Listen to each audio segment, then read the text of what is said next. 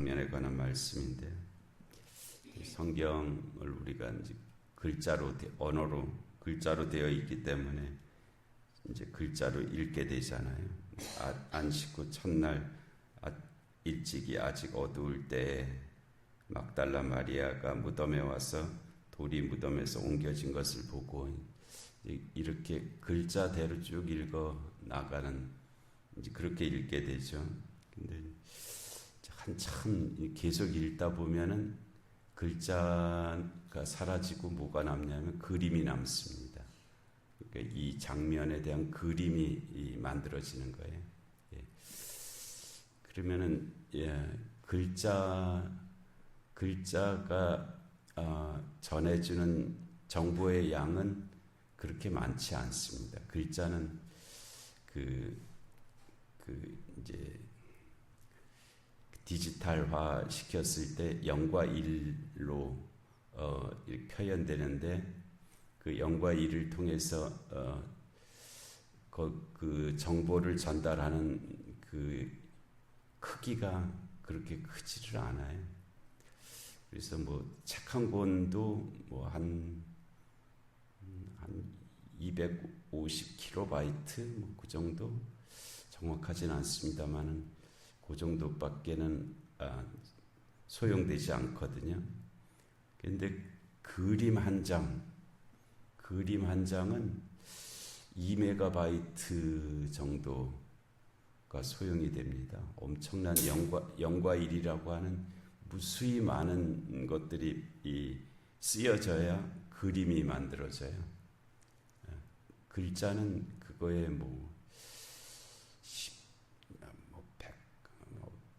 비교할 수가 없네요. 비교 대상이 아니라서. 아주 작은 분량이죠. 글자는 아주 작은 분량이고, 그림은 그것에 비해서 엄청 많은 그런 0과 1이 이 바이트라는데 그게 사용이 됩니다. 그래서 우리가 글자를 다른 데 이렇게 보내는 양하고 그림 한 장을 보내는 그 양하고 엄청난 차이가 나거든요. 이 컴퓨터에서 글자를 받아들이는 것, 그림을 받아들이는 것은 그만큼 큰 차이를, 용량의 차이를 가지고 있는데요. 그 안에 정보의 차이가 그렇게 많이 있기 때문에 그렇습니다. 뭘 말씀드리려고 하는 거냐면, 성경을 이제 읽잖아요. 글자로 읽죠. 글자로 읽었다가 어느 순간에 이게 이제 그림으로 보이는 순간에 우리가 더 많은 것을 볼 수가 있다는, 더 많은 것을 알 수가 있다는 거죠. 그래서 이렇게 계속 읽다 보면 이제 이게 그림으로 이렇게 보이는 그 순간, 그러면은 글자로 표현할 수 없는 그 많은 부분들이 거기에 있습니다. 글자가 다 묘사를 할 수가 없잖아요. 근데 그림은 적어도 빈틈이 없이 그 모든 장면들을 묘사하고 있는 거잖아요. 그래서 화가들이 유명한 그림 한 장으로 그 시대를 표현하기도 하거든요. 거기에 여러 가지 소품들이나 색깔들이나 명암이든지 이런 것들을 가지고 어떤 큰 역사, 사건 하나를 그림 한 장으로 표현해낼 수가 있어요. 그러니까 이 요한복음 20장의 이 부활 사건을 우리가 글자로 읽을 수도 있고요. 근데 이게 그림으로 보여지면은 더 많은 것을 이제 볼 수가 있는 거죠.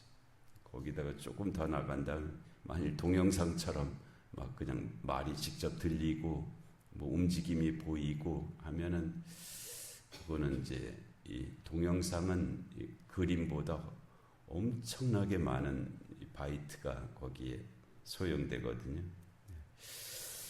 그래서 이제 그 성경을 읽어 나가는 과정 속에서 우리가 경험하게 되는 어떤 순간들입니다. 자꾸 이제 읽고 거기에 성령님의 은혜가 더하시고 하면은 이제 그렇게 되죠. 그래서 들은 사람은 들은 정도로밖에는 더 이상 얘기를 할 수가 없습니다. 그런데 본 사람은 그 엄청난 양을 가지고 정보의 양을 가지고 있기 때문에 본 사람은 정말 할 수 있는 말이 엄청나게 늘어나죠. 그래서 백문이 불여일견이라 그러잖아요. 뭐 본다고 하는 것, 동영상을 보고 듣는 것, 그런 것까지 포함되어 있어서요. 지금 베드로와 요한이 이제 무덤을 향해서 달려갔고요. 다른 제자들도 같이 갔어야 될 일인데 다른 사람들은 무슨 그런 일이 있겠어 하면서 자기 앉은 자리를 떠나지를 않죠. 자기 자리를 떠나지를 못하고 무슨 그런 일이 있겠냐고. 그런데 베드로와 요한은 그래도 그 자리를 떠나서 그 부활의 장소로 달려가고 있잖아요. 달려가고 있고 둘이 같이 다름질을 시작을 했다는 거예요. 근데 그 다른 제자가 베드로보다 더 빨리 달려가서 먼저 무덤에 이르러. 왜 이렇게 됐을까?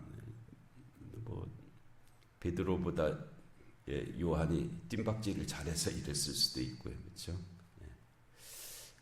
그다음에 뭐 베드로보다 요한이 이제 젊었잖아요. 가장 요한은 나이가 어린 제자였는데 그래서 아마 뭐 그래서 그렇게 됐을 수도 있고요. 그다음에 베드로는 어디가 무덤인지를 몰랐을 수가 있어요. 왜냐하면은 대제사장의 집에서 통곡하며 가니라 그랬잖아요. 그렇기 때문에 더 이상 예수님의 십자가까지 따라가지 못했을 가능성도 있습니다.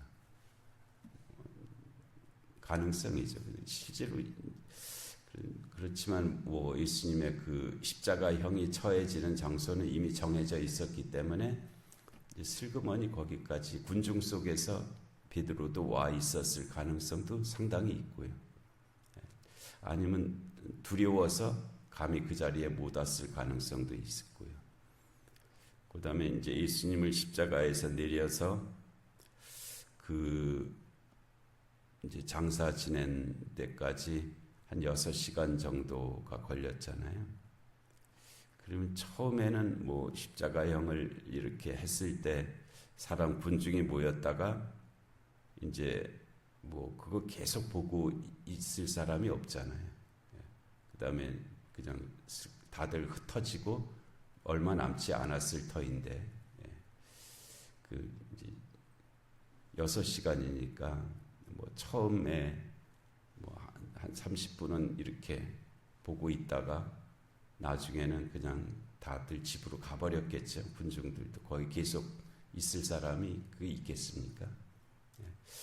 그러면은 이제 제자 그 군중 속에 묻혀 있던 제자들도 거기 남아 있다가는 좀 의심도 받을 수 있고 하니까 그 자리를 다 떠났을 가능성이 있고요. 그래서 예수님 정작 운명하시고 무덤에 장사 지내는 그 장면은 거기까지 따라올 수 있는 가능성이 없잖아요. 거기까지 따라오기가. 그래서 베드로는 어디가 무덤인지를 알지를 못하니까 요한보다 앞설 수가 없는 거죠. 요한보다 앞서지 못하고 뒤따라갈 수밖에 없는 그런 모습일 수도 있습니다. 그러니까 예수님을 그래도 끝까지 따라갔던 요한이 아마 요한은 무덤까지 따라갔을 거예요. 무덤까지 니고데모와 아리마대 사람 요셉과 함께 그 무덤까지 따라갔을. 그래서 요한이 먼저 앞서가죠. 앞서서 그 무덤을 제일 먼저 달려갔고 빈 무덤은 물론 이제 막달라 마리아가 제일 먼저 봤지만은 또 요한이 제자들 가운데 제일 먼저 예수님의 빈 무덤이 그 부활이잖아요. 빈 무덤이 부활이. 예수님의 부활의 증거가 첫 번째가 무덤의 무덤을 막았던 그 큰 돌이 열려 있었다는 것. 첫 번째 증거고요. 두 번째 증거는 그 예수님의 시신을 쌌던 그 세마포와 머리를 쌌던 수건이 거기에 그대로 남아 있었다 하는 거예요. 이게 이제 큰 의미를 갖는 게 뭐냐 하면은 그 당시에 전해졌던 이야기의 가장 큰 이야기는 누군가가 예수님의 무덤의 문을 막은 돌을 열고 그 시체를 훔쳐갔다. 그래서 무덤이 비어 있었고, 그래놓고는 그 빈 무덤을 증거로 해갖고 예수님이 부활하셨다고 거짓 소문을 퍼뜨린다. 이게 이제 가장 큰 그 당시 정설로 받아들였던 그런 소문이었거든요. 그런데 그렇지 않다 하는 것을 지금 말씀하고 있는 거예요. 왜냐하면 만일에 시신을 훔쳐서 어디다 갔다가 그냥 묻어놓고 예수님이 부활했다라는 소문을 퍼뜨린 일이라면 세마포까지 같이 갖고 갔어야죠. 그 예수님의 시신을 쌌던 그거를 굳이 그 시체에서 풀어갖고 그거는 세마포는 그 자리에다 두고 머리에 쌌던 수건도 그 자리에다 두고 시신만 가져갔다. 그거는 정황상 그렇게 될 수가 없잖아요. 그 세마포와 그 머리에 쌌던 수건이 그 동굴에 그대로 있었다는 것은 그것은 누군가가 와서 시신을 훔쳐갔다는 것은 적어도 아니라는 그런 정황적 증거가 되는 것이죠. 그 나사로의 부활 사건의 11장에 있잖아요. 요한복음 11장에 예수님께서 나사로에 나오거라라고 그렇게 명령을 하셨고 그렇게 되자 나흘이나 되었던 하루 이틀 사흘 나흘이나 되었던 나사로가 일어나서 무덤에서 나오려고 했다는 거예요. 나오려고 했는데 그런데 그 장면에 뭐 얼굴은 수건으로 쌓여져 있었고 몸은 그 세마포로 감겨져 있었고 이제 그런 장면이죠. 그래서 예수님께서 그 세마포를 벗겨서 걷게 하라 하신 말씀이 기록되어 있어요. 그러니까 아주 구체적이죠. 왜냐하면 나사로가 이렇게 일어났는데 그거 이제 수건에 이렇게 세마포로 몸이 쌓여 있으니까 걸을 수가 없잖아요. 걸을 수가 없으니까 벗겨서 걷게 하라 하는 그런 말씀이 있어요. 예수님도 마찬가지였을 거죠. 근데 그 세마포가 그렇게 놓여져 있었고 머리에 싼 수건이 따로 있었다고 하는 사실은 그 예수님의 부활을 정황적으로 증거하는 그런 말씀. 예수님께서 그 수건, 그 세마포 밖으로 나오셨구나 하는 것을 우리에게 일러주는 이제 그런 말씀이에요. 그래서 베드로가 먼저 이제 달려가기는 요한이 먼저 달려갔는데 요한이 그 무덤 안으로 들어가지 않은 것은 글쎄요, 뭐라고 설명할 수 있을까요? 하여튼 뭐가 좀 두려움 같은 것이 있었을 수도 있고요. 그래서 요한은 무덤에 들어가지 않고 그냥 밖에서 보고 있었는데 뒤따라왔던 베드로는 그냥 무덤으로 바로 들어가서 들어가 보았더니 이 세마포가 놓였고 머리를 쌌던 수건은 세마포와 함께 놓이지 않고 딴 곳에 있던 대로 놓여 있더라. 이게 이제 사실에 대한 증언은 좀 구체적이잖아요. 그런데 거짓말을 할 때는 그냥 어떤 부분을 구체적으로 말을 할 수가 없습니다. 그래서 적당히 둘러대는 그런 형태를 취하게 마련인데 이 세마포와 수건을 이렇게 구체적으로 말을 하는 것은 그것이 실제 사건이었다 하는 것을 또한 증거하고 있는 그런 말씀이죠. 그리고 그때야 무덤에 먼저 갔던 그 다른 제자도 들어가 보고 믿더라. 그래서 예수님의 그 빈 무덤을 적어도 두 사람이, 유대인 남자 두 사람이 보았다 하는 것은 증언의 효력을 갖게 합니다. 그러니까 재판에 있어서 이 유대인 남자 두 사람의 증언은 사실로 인정되는 그런 효과가 있어요. 여인들의 증언은 증언의 효과가 없고요. 유대인 남자 두 사람의 증언은 사실로 받아들여야 하는 효과가 있는 거예요. 그래서 베드로와 요한이 이 그 빈 무덤을 증언하는 것은 그와 같은 효과가 있다. 부활의 증거가 된다 하는, 충분한 증거는 물론 있을 수 없죠. 부활의 증거에 대한 그 충분한 증거는 있을 수가 없지만은 하여튼 상황 증거는 된다. 돌이 옮겨져 있었다. 그 다음에 그 세마포와 수건이 따로 놓여져 있었다. 그리고 그것을 유대인 남자 두 사람이 보았다 하는 것은 부활에 대한 그런 간접적인 증언은 충분히 갖춘 그런 모습이고, 그래서 이 20장을 통해서 예수님이 부활하셨다 하는 것을 그렇게 우리에게 또는 모든 이들에게 증언하고 있는 거예요. 예수님의 부활이 틀림없는 사실이다 하는 것을 이제 서술하는 거죠. 그냥 무조건 부활하셨다 그러면은 그거는 이제 뭐 좀 다른 의미가 있잖아요. 그런데 예수님이 실제로 이와 같이 부활하셨다 하는 것, 사실적으로 부활을 증언하고 있는 그런 말씀들이에요. 근데 그 다른 제자도 들어가 보고 믿더라. 뭘 믿었느냐? 예수님이 부활하셨다는 것을 믿은 것은 아니에요. 그러나 전혀 아닌 것은 아니고, 부활에 관한 그 믿음이 마치 이 땅에 심어진 것과 같은 의미는 있는 그런 믿더라이죠. 지금은 그들이 믿은 것은 무덤에 예수님이 계시지 않다 하는 것을 믿은 거죠. 막달라 마리아도 그렇게 믿은 거잖아요.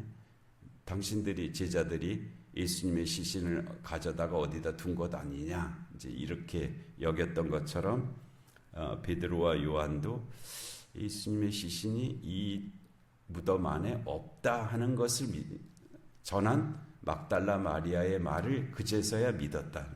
그럴 리가 없는데 어떻게, 그러면서 달려온 것인데 자기들이 직접 보고 나서야 예수님이 진짜, 예수님의 시신이 무덤에 없구나 하는 것을 믿었다. 막 그렇게 전한 막달라 마리아의 말을 믿었다. 그래서 그 다른 제자도 들어가 보고 믿더라 하는 그 믿은 내용이 그것이었죠. 그래서 그거에 대한 설명이 좀 되어 있습니다. 그들은 성경에 그가, 예수님이 죽은 자 가운데서 다시 살아나야 하리라 하신 말씀을 아직은 알지 못하더라. 무슨 말씀이에요? 아직은 알지 못했지만 나중에는 알게 되었다 하는 그런 말씀. 믿음은 하나의 순간적인 사건이 아니고요, 긴 과정입니다. 우리가 지금 이미 믿기 시작했잖아요. 우리들도 이미 믿기 시작해서, 그렇지만 지금 우리의 믿음이 완성된 상태도 아닙니다. 어느 이제 이 믿음이 끝나는 자리, 믿음이 알므로 바뀌는 그 자리, 주님의 재림, 하나님의 나라가 임하시는 그때에서야 이 믿음의 과정이 끝이 날 겁니다. 그 중간에는 우리는 계속 믿는 자로 살아가는 거예요. 믿는 자로 살아가는 것이고요. 그래서 이에 두 제자가 자기들의 집으로 돌아가니라. 그런 믿음을 갖고 돌아간 거예요. 그런 믿음을 가지고 돌아갔고, 그런 그 믿음, 부활의 믿음이 이렇게 시작이 되었는데, 그 믿음이 이제 나중에는 예수가 그리스도시다, 그 증거가 그가 부활하셨다는 것이다 하는 것이고, 그 믿음을 지키기 위해서 자기들의 목숨까지도 내어놓는 그런 부활의 증인들이 되었다 하는 것이 이제 성경이 우리에게 말씀하는 것이고요. 또 우리들도 그 길을 가야 된다 하는 것이 이제 우리에게 주시는 말씀인데요. 이 부활의 은혜와 능력, 또 그 부활의 증인으로 살아가는 우리 모두가 되게 하실 줄로 믿습니다. 내려오신 하나님 아버지, 오늘도 귀한 새벽을 저에게 허락하시고 부활의 소식을 다시 한번 하나님 들려주시니 하나님 감사합니다. 보여지게 하시고 하나님 들려지게 하시고 그래서 믿어지게 하시고 부활의 증인으로 살아갈 수 있는 저희 모두가 되게 하여 주시옵소서. 오늘 주일을 예비하는 날입니다. 저희 자신과 주변을 둘러보게 하시고 내일 거룩한 주일에 참여할 수 있는 모든 성도들 되게 하여 주시옵소서.